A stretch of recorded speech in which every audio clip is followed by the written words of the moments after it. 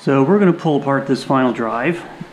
This is from an R1100 RS. As you can see, it's very oily, and looking in here at the bearings, you can see exactly the failure mode. The cage breaks and the balls all start to pile up around there. The seal has been removed, which is why we can see this. This is the condition I received it in. So normally when I take a final drive, one of the first things I do is look into the pinion, and I try to wobble the pinion and see if there's any play in that bearing. And a lot of times, if there's not play in that bearing, I won't take the pinion out. In this case, there's enough shrapnel probably inside the final drive that I'm going to pull the bearing out, even if it's just to clean it. So the first thing we're going to do, normally I would take the cover off first, but because we're going to remove the pinion shaft with its bearings, the first thing we're going to do is that, because we need the ring gear on to immobilize it. And so we're putting this into the BMW fixture.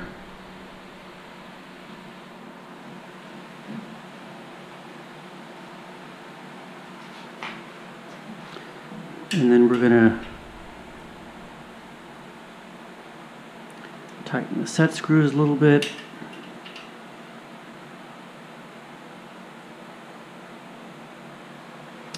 All right, so here we are, all fixtured.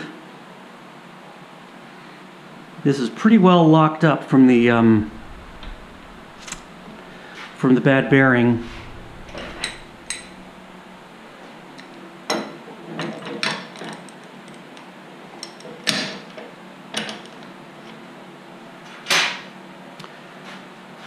So what this part of the fixture does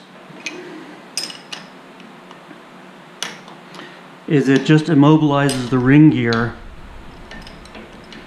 so that the ring gear in turn immobilizes the pinion.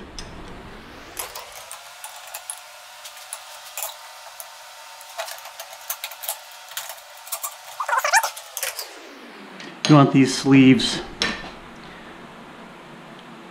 to clamp down tightly onto the mounting flange.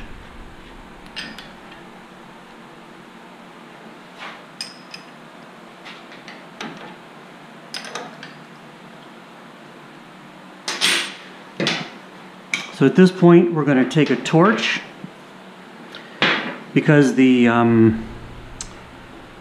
pinion nut is held on with the red Loctite and needs to be heated up. And then we're going to use this breaker bar to get the pinion nut off. So hopefully you can see inside here. I'm going to heat this nut.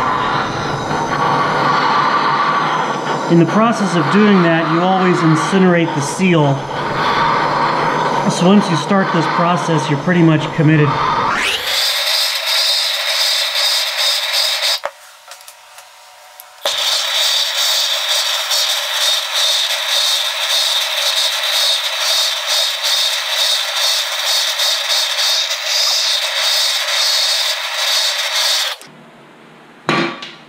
All right, we've put a little bit of heat on that now.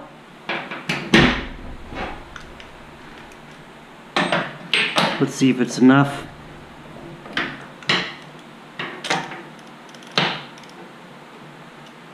Gonna get our 36mm nut engaged on it. And there we go.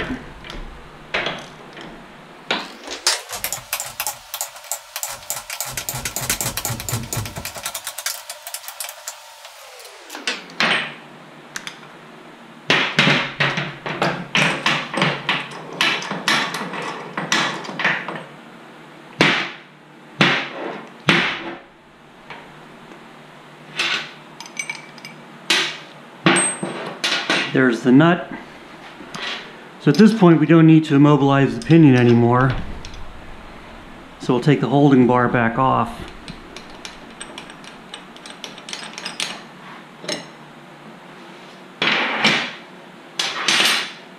And then using a 7mm Allen, and break these guys loose. If you're wondering why I left it this dirty, this is going to end up going in the oven.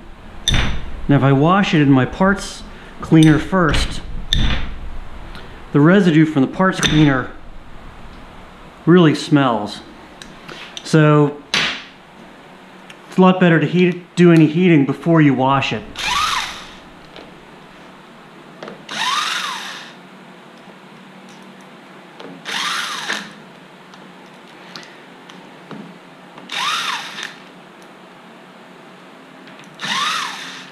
Very grimy stuff.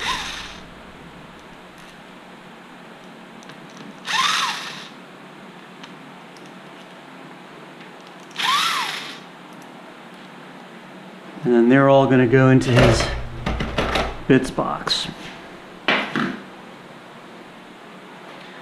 So at this point we can just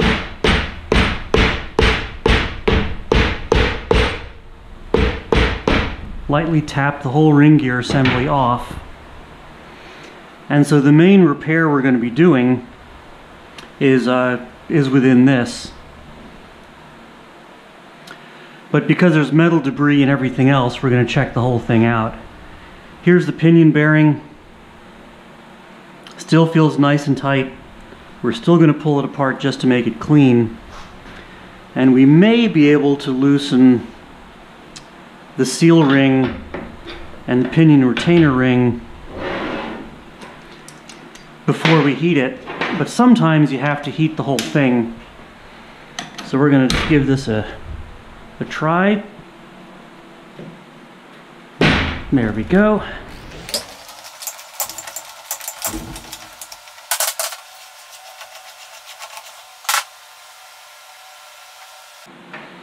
So here's the pinion retainer ring and the seal holder that we just pulled out from the inside. That's the seal ring that goes on the pinion shaft. There's the seal on the outside, and there's some Hylomar to seal the threads against the housing. So at this point, the pinion bearing assembly is not going to come out until it's been heated up. So we're going to have to throw all of this stuff in the oven. We're going to let that stuff heat up, then the pinion bearing will drop out, and then we'll be able to wash all the parts. I'm also going to throw this guy in the oven. Usually it doesn't take a whole lot to get this cover off. I could do it with the torch over there, but I'll throw it in the oven just because I can, and we'll clean up those parts and then we'll come back. So here they are, sitting here in the oven. They're all hot, so we're going to take them back over to the bench.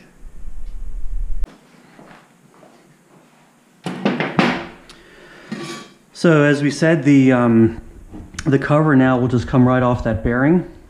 Now that it's hot, we're going to set it aside and wash it.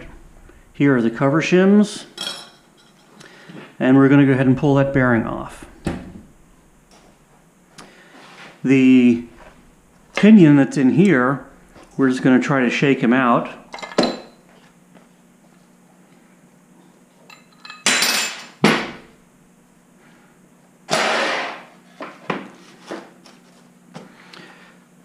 We're just going to have to beat him on here. We can see it comes right out like that. The housing is now empty. We're not going to pull that. We're not going to pull that race out of the inside unless there's damage. And looking at the sleeve here, the inner race on that needle bearing, it's not damaged, so we're not going to do that. I'm going to go ahead and pull this bearing off the shaft. This guy is just going to cool down, and then we're going to wash him off. He's going to cool down. We're going to wash him off. Now we're going to pull the bearing off the ring gear. We're also going to have to extract this this broken countersunk screw that held the rotor on there, but we're going to get him afterwards once we can put him in a vise. So this is just a protector plate that lets us push in the middle to grab this bearing race.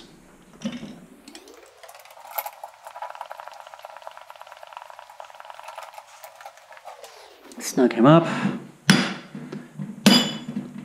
Give each of the arms a tap to get underneath. Looks good.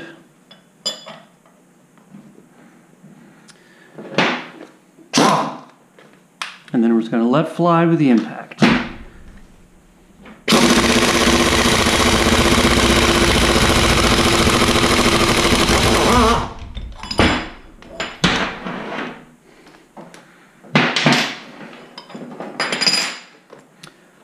So here's our ring gear. We got to get that stud out of there. We're gonna check in here once it's jigged up and cleaned to make sure that this bearing feels good. A lot of times I'll just replace it anyway. I think I'll probably be replacing it on this one. But anyhow, at this point it's time to let some of these parts cool down. So that's what we're going to do. We're going to let them cool down and wash them off, and then we'll pick up again.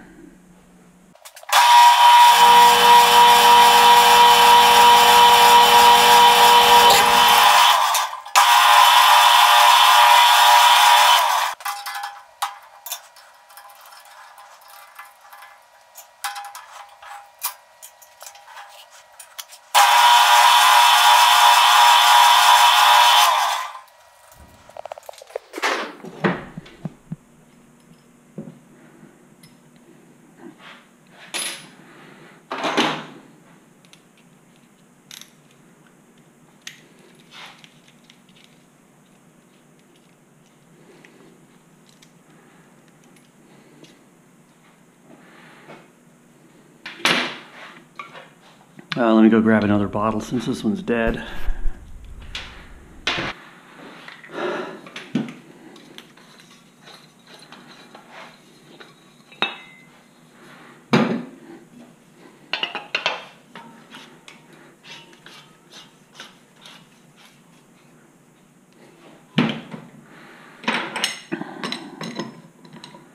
Okay, we'll put him on end.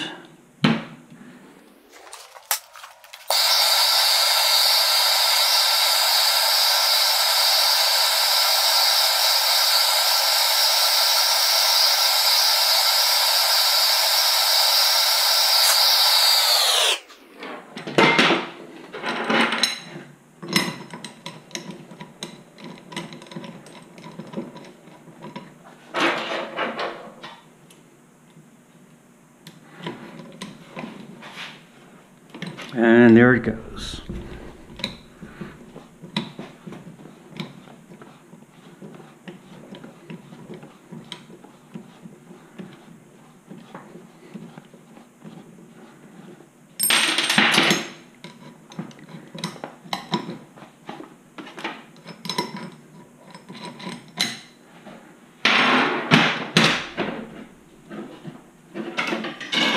So now we're just going to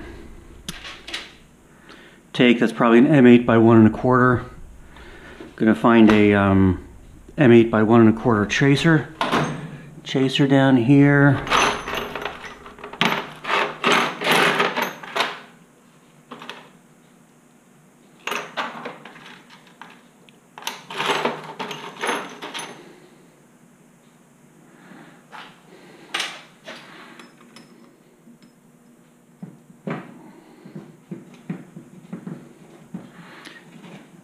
And grab a socket so we can just chase these guys out.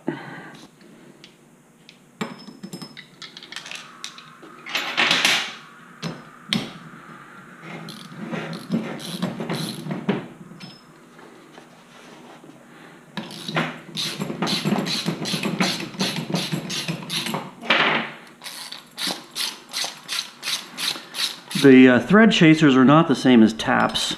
They're designed to not remove material. If the material's deformed, it'll just mostly just push it back into place. But it has cleaning grooves in here, which is really good for taking out corrosion or thread locker or any contamination that happens to be down in the bolt threads.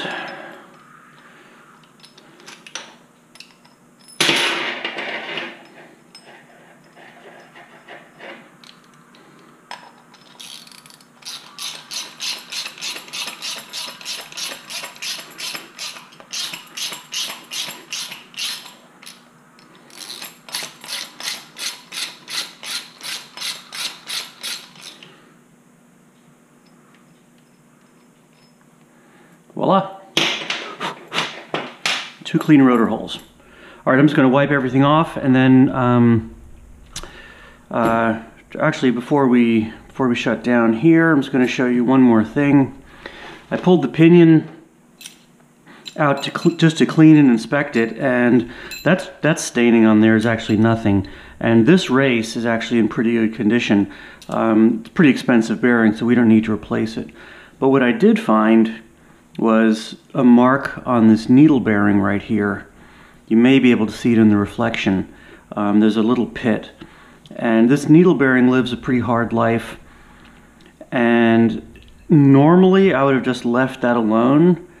There's some signs of wear on there, but usually not a big deal. But when I see any pitting like that, it means that the end is near.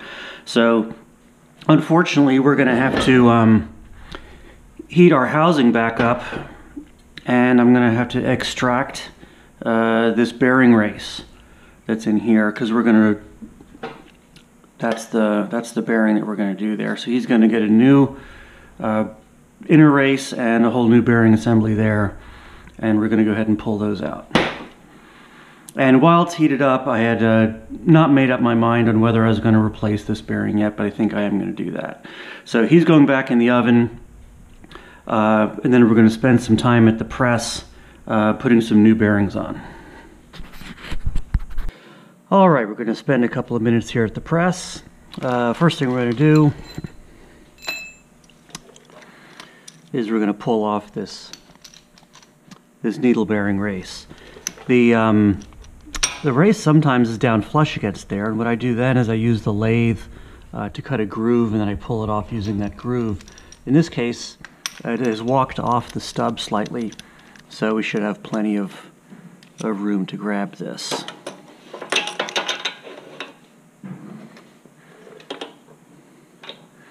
And this is not a very, this is usually not a very tight fit.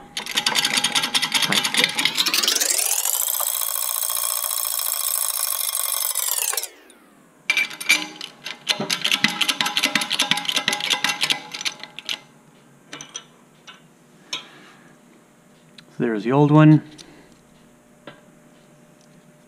This looks like a nice surface there. We got the new 998 bearing here. So we're just going to pull out the inner race, set the bearing aside.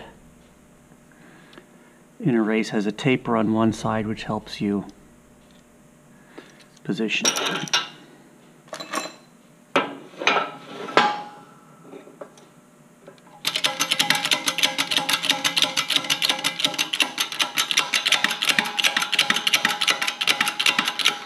And we're going to put them down nice and snug against the bottom. Okay, and we're going to leave that pinion bearing in place so he can go aside. Now we're just going to throw the new big bearing on the ring gear.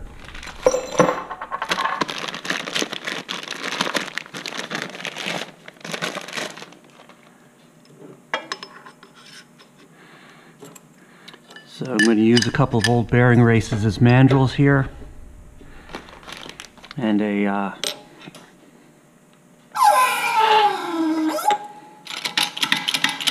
wrist pin. And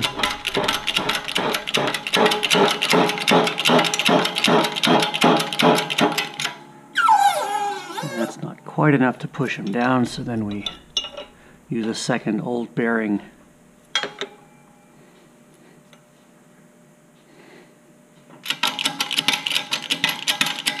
Drive him down the last little bit.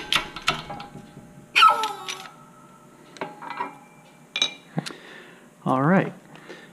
So now we have the two new bearings that we've installed here. The inner race for the pinion, the main ring gear bearing. I'm going to replace this one too, but I'm not going to pull them off yet because I'm going to leave the old bearing in place until I verify that this shim under here is correct. We'll be checking the backlash on this gear set. I'll try him with the backlash with this shim in, and then I'll know if I want to make a change to that shim before I go ahead and pull it off. It just saves us one iteration of pulling the bearing off and pressing them back on. So our work here at the press is done for now. All right, we're going to have a go at pulling out pinion needle bearing. It's in there. The final drive just came out of the oven, so it's all nice and hot. The bearing size, here you can see the new bearing here. This is already partially opened to fit inside here. I don't have a really good puller to fit that size bearing. I wish I had one that didn't have to open up quite as much, but this is the best one I have. I'm going to run this guy in, tighten the nut on him with this tool, and then we'll go ahead and put on the counterstay.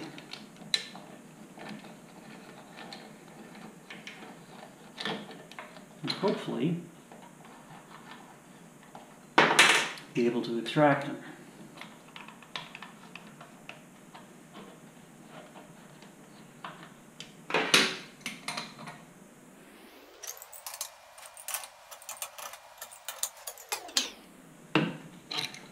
You can hear them starting to go. It's always a good sign. I don't know if you can see the bearing starting to come out from in there.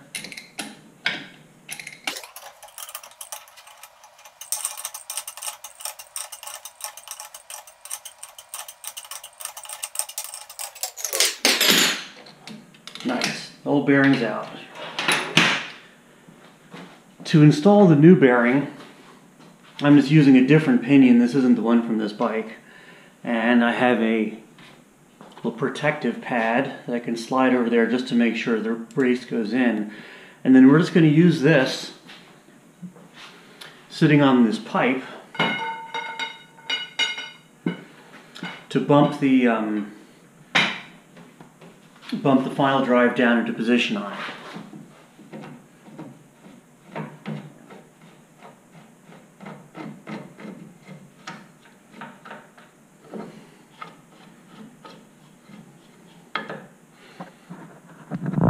Turn this around a little bit more this way. And all we're going to do is lower the final drive over.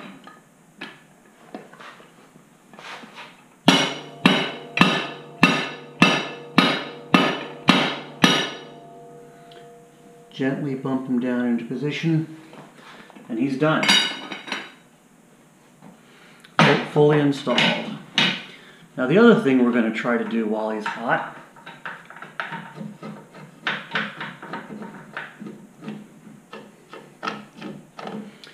is we're going to pull out the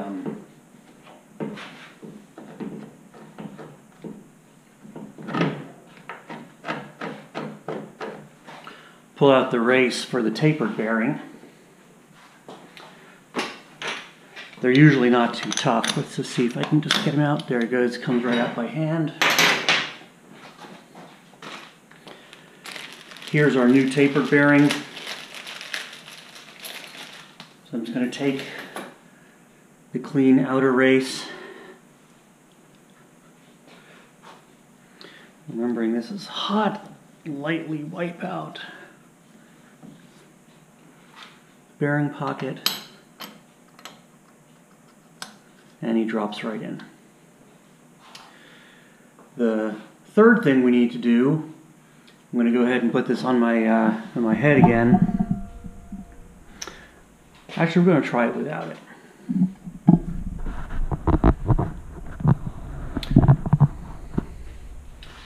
Third thing that we need to do is drop the pinion bearing assembly in, the whole pinion.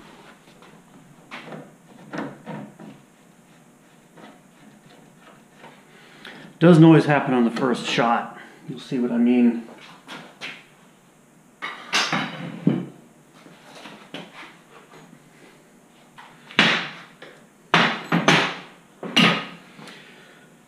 So first the pinion shim is going to go in. This is what controls the tooth engagement. And then we're just going to try, while it's still hot, to drop the whole pinion into place. And sure enough, he went right in. So now we're just going to let this cool, so that we're going to let it cool in this position. so that none of these bearings shift. And when we come back, we're going to start to put it back together.